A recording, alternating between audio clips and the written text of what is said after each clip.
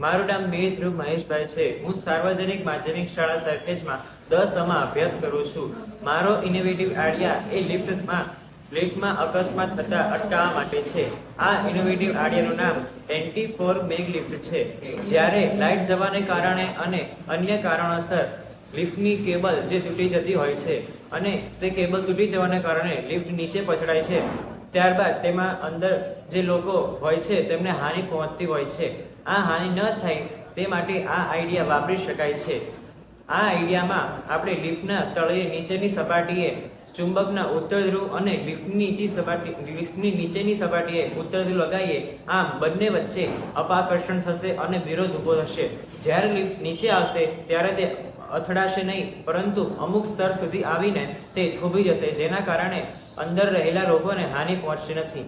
આમ લિફ્ટમાં થતી દુર્ઘટનાને અટકાવી શકાય છે.